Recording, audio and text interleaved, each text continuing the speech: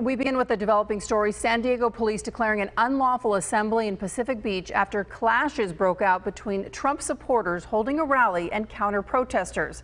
The violence happening as local members of Congress are demanding President Trump's removal following Wednesday's siege at the Capitol building. Fox 5's Kelsey Christensen is live in Pacific Beach with what's happening right now. Kelsey. Hey, Misha, it's definitely been very chaotic over here since about 2 o'clock. I'm going to try and break it down for you exactly what happened. So a Trump rally was scheduled for 2 o'clock here in Pacific Beach along the pier, but that's when counter-protesters showed up, and that's when the protesters clashed. Things did get violent. I'm going to show you right here. This is the square where it all happened. This is where it's deemed unlawful assembly. As you can see, there's still many police out here right now. It's not as chaotic as it was earlier. As you can tell, there were just hundreds of people out here before yelling and screaming at each other. Trump supporters and counter-protesters labeled as BLM and Antifa. We did see many violent exchanges. At one point, we saw some protesters spraying each other with pepper spray. Police also said that protesters threw eggs at them, glass bottles, also some pepper spray as well. We don't know from which side that was, but right now we're looking at the Trump supporters because right now the two groups did separate. We don't know exactly where the other counter-protesters went, but again, we are looking at the Trump supporters right now. This comes just days after a deadly riot at the U.S. Capitol. A violent protest erupted in the heart of Pacific Beach Saturday afternoon after counter-protesters showed up at a Trump rally, both sides yelling and screaming at each other. Pepper spray, eggs, and a glass bottle were thrown at officers. San Diego police deemed the protest an unlawful assembly.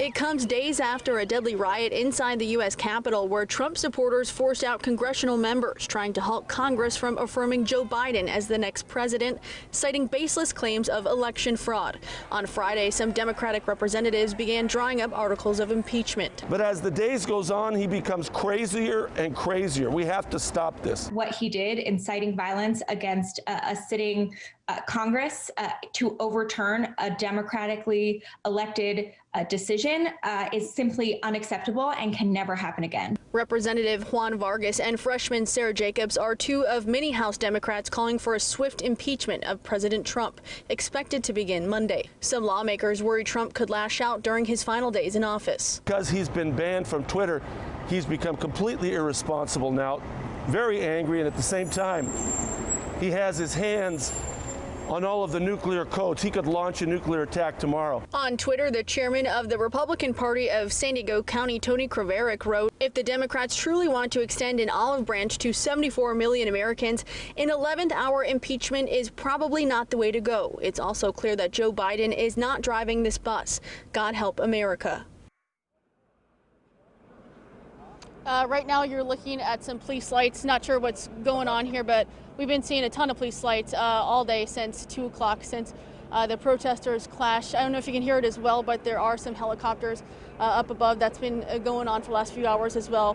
I mean, if you are in PB, you know just really how intense this day was, and it's still continuing. Again, we're not seeing the large crowds clash as we did earlier, but we're still seeing protesters kind of float around the area. Police are still monitoring that situation. I also want to mention that we did reach out to Republican Representative Darrell Issa for a comment on the impeachment of President Donald Trump that's expected to be introduced in the House on Monday. A spokesperson for the representative said that he's likely not going to comment until Monday. We'll send it back to you.